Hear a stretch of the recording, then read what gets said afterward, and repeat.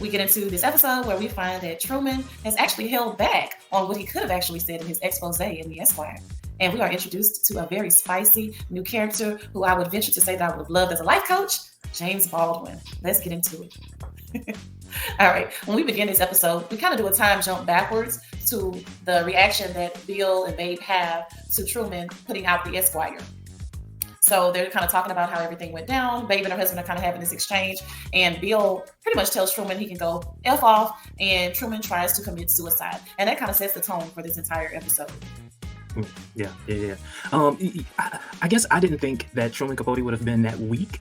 And I guess we can't minimize suicide. Yeah. However, he had to have known what would have happened, or what could have happened.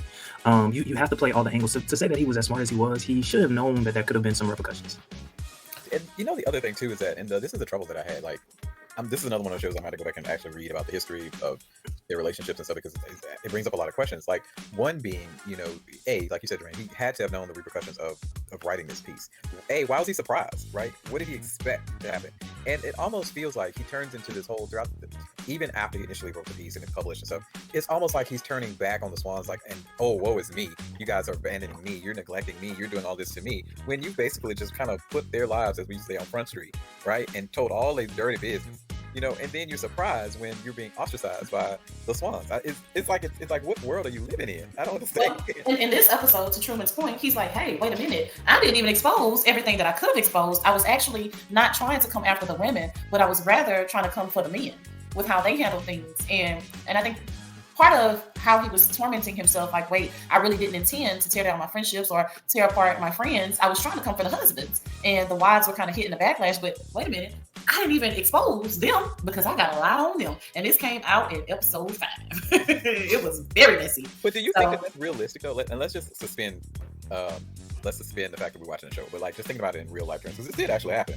Like, do we really think that he was that naive to not understand and know why he was receiving the backlash and stuff that he did? I mean, because after this, he kind of faded, I believe, from.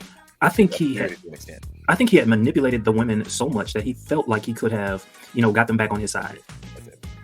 That's it. Yes. And if we're being honest, just at face value, I am an extension of my husband. My husband is an extension of me. So you cannot come after my husband without me getting hit in the backlash. So in the real world, it's still gonna be, boy, don't play with me. Don't play with my family. I told you these things in confidence, but even if what you're saying is right. 100%. 100%. Yes. In real life, no, you're wrong. No matter how you slice it. We've got questions and we know you have answers, so make love to our senses in the comments. Drop them down below. So yes, he attempts suicide. And he gets this call from Jimmy Baldwin, our activist, our writer, our very brave for his time, homosexual person. And I'm in love with him. That's my life coach. There was just something that I wanted to say. So so I've seen him on clips before, but this particular actor seems to have like a Sidney Poitier type style to his speech or whatever, which kind of threw me off because he made me want to like what you gotta say, like, you know what I'm saying? Like it was two different things going on. It was like, I'm thinking about this man, but I'm hearing Sidney Poitier. I don't know. Yeah, that's because Baldwin was not that. James Baldwin's speech pattern was not that. It was not. But people heard him. He was able to move people. He was a dynamic person of his time. Right. So this actor, and please forgive me for not being able to say his name at the moment, but stellar performance. Mm-hmm. I'm watching it. I'm feeling like, okay, you're the real James Baldwin. Hey, you got everything figured out. You're a life coach. You're a therapist. You're a friend. You are a Frenchman. You're all of these things. But he also had an agenda. He had a very clear agenda. And he wasn't hiding from the fact that he had an agenda. And of course, in my view, Capote took from it what he needed in that moment. And it seemed like he was like pushing. He, meaning Baldwin, was pushing him down a particular path, but Capote took from it what he needed in that moment. Well, Baldwin was a little more than surface level with Truman. Like, okay, yes, Truman, and I don't want to kind of jump too far ahead. Like, okay, everybody has their community or whatever. I'm going to be your community. We have the blacks, we have the Jews, we have all of these things, but who's really speaking up for the homosexuals? So guess what? I'm going to be your community. I'm going to be your voice. There's that. On top of the fact, James slides in there like, okay. Well, actually, I think Truman brings it up with the fact that you're a black man, I'm a white man or what have you, or these are white women. No one's really addressing these issues. There's a subtle racism about these people. They want to pretend like these things aren't happening, but they really are. So I want to cut through to the chase and say, hey, these things are actually happening. you don't really care about this particular group of people, and I want to expose it. There is definitely a subtle racism there, and let's get into it. And the thing is, I don't think Capote was really ready for that. He wasn't ready to really tackle the real issues. He wanted to deal with everything on the surface level: the money, the fame, the this, the that. He wanted to deal with the Camelot JFK-esque type mythology of Hollywood and all the things that surrounded these types of individuals, right? He didn't want to deal with the real day-to-day lives of the people that are outside of that particular microcosm of people. So, and he was very, very, very willing to discuss it. He was aware of it. He was very aware of it. Like, hey, you got the blacks that are the servants, you got the homosexuals for entertainment, and the women to look at. So he's very aware of the kind of hierarchical arrangement. But as far as him willing to write about it, no. So I agree with you. But we're gonna get into one of our video clips. But either way, like, hey, like we were talking about earlier, everyone has their community. I'm gonna be your community representative today. I got you. So I love the fact that they have this whole exchange, but while they're having this lunch and all of these things, Truman actually gets into the secret inner lives of Swans. So what he didn't publish, he actually discusses with Baldwin in this episode. And whereas I personally felt some type of way, specifically for Babe, I was less empathetic and sympathetic to her after watching this episode. I loved this episode so much, and I appreciated the fact that Truman really got into it with Baldwin about the different things that the Swans were into. I'm like, oh my goodness, okay. Thank you, because now I feel like, you know what? It wasn't that bad. Really, we're not rooting for none of them. And no! I kind of think, and that's the surprising part, is that, you started this show off and you're so angry. I mean, angry, maybe too strong word, but you're kind of like, I can't believe that, he made money off of his friends' misfortunes. But then, and you start to feel sorry for Babe and all the others. And then when it gets to this point, it's kind of like, it seems as though it's like, oh, well, Well, we're talking about it. Let's go ahead and take a look at it. The unmitigated gall. The unmitigated gall. I mean, this as an Hermes pirate. At the beginning of the series, we're left to believe that she's the doting wife. She might have had her issues, especially with her kids or whatever, but I was left to believe that she was faithful the entire time. And then, boom, the shoe drops. And Truman is helping her pick out the outfits to go and basically screw other men. Okay. But here's this double-edged sword, though, with Truman, though, right? He knows all of this stuff, and he's like, "Oh, I'm trying to talk about the men," but it's still hypocritical because you're trying to talk about the men, but even so, the women are doing even more, if not the same, that the men are doing. So you're not really trying to make a real stance. It goes back to so much more and goes so much faster, so much farther because of that money, and able to kind of do some of the things that most people cannot do in order to indulge themselves, right? It's all of that too. And something else that Truman said, he specifically said, it's the fact that they are who they are. They're kind of leading society, and they have the gall to talk down about other people who are found out when they are doing the exact same thing. Like, who does? Well, I'm not gonna say who does that, but that is hypocritical to its highest level. Yes. I mean, are we surprised of that? I'm gonna say that I was a bit surprised. I was a bit surprised that that people could be such hypocrites. Like, if I'm doing the same thing, I'm not gonna talk about you.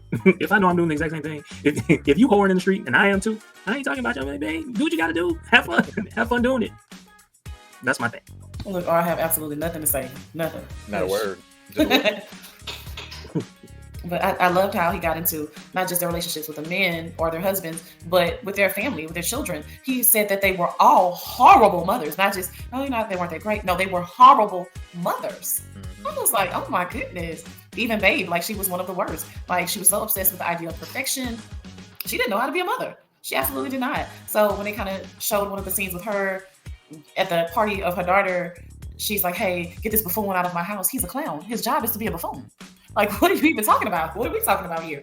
And she's so drunk. She like falls in the tub, and it was just all kinds of craziness. It's like, you don't know how to be a mother. And then, was it CZ or Slim? I don't know. Either one of them that just didn't have any remorse behind their child being with a nanny most of the time. Like, okay, well, I go fox hunting with them, so clearly that's enough. It's like, whoa, like, they're horrible mothers. And they also treated people savagely, like Ann Woodard.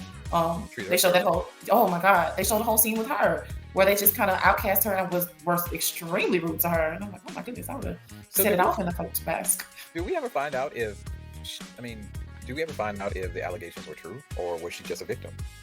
And I kind of feel like maybe she was just a victim. That's what I feel like in the back of my head.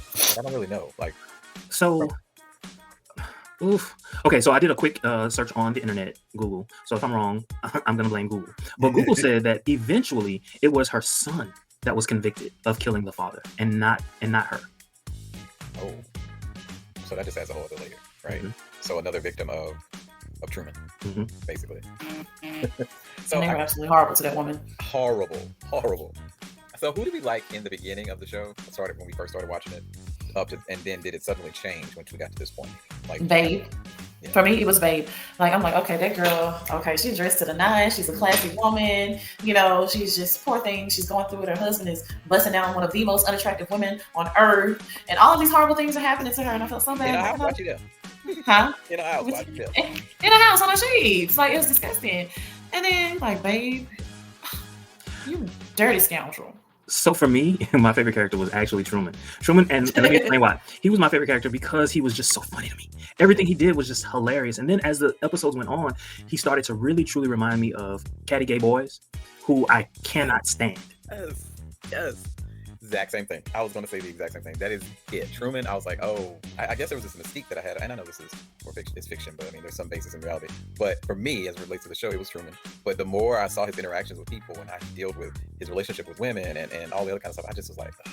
And it's the exact same thing that I thought. He reminds me of the queens that do too much coke, that party too much, and always have something to say about everybody, everything, even while their whole world is burning down around them, right? It's just, it gives me that exact same vibe. Yeah, no doubt. Hell yeah. Like I said, it was Babe for me. I felt like the child finding out that Santa Claus isn't real.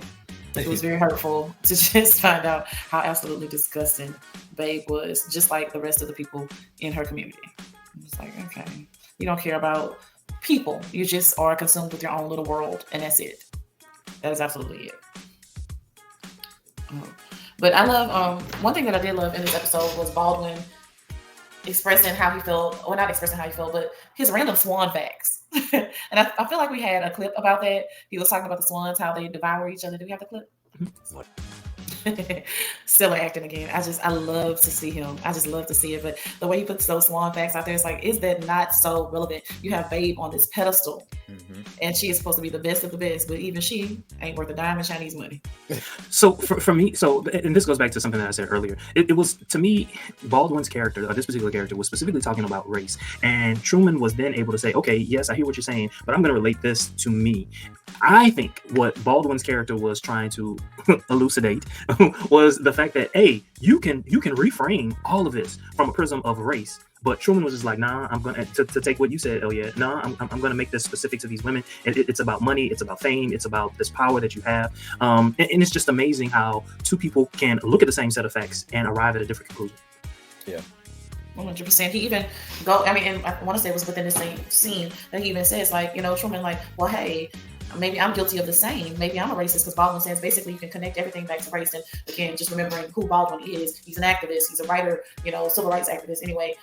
So you can connect everything back to race. And Truman was like, well, maybe I'm a racist. And Baldwin's like, yeah, you are. Because how could you not be, being white and being in America? So why would he try to really, Well, and there's a clear axiom there, though, because you have racism and you have classism, right? Truman ain't got no damn money. He don't come from money. He don't. So for him, all the show. Right, there's that. There's clearly some classism, some elitism there as well. So he's not thinking about the lens of race, but for him, there's the classism, the elitism. But I think we have another clip where we have Truman, because they go on for some time. They end up going to a museum outside of them being at the Cote Basque. And he wants to go back to, or Truman wants him to come back with him for like a nightcap, basically. But in that time, I love how Truman's like, hey, why did we never date? And I thought that was so funny. And Baldwin was like, because we would have murdered each other. You can't have two flowers and no garden. Like, that was so funny to me. Like, it's two women. Two pretty girls. Like, what we gonna do? Two girls. What we gonna do? What we gonna do with each other? But you have to cut this out. What I'm gonna say anyway. They're gonna bump through. But you know what? So you know what I found out? Penetrative sex between men is a relatively new thing. It wasn't something that had always been happening. Really? Mm-hmm. Yeah. I want to see the receipts. I want to see the footage. I need to see the receipts. You mean to tell people was out here just being sad? No. So there was fellatio. But other forms of penetration, no. Where you read it? Okay, well, I'll find the information out. Yes.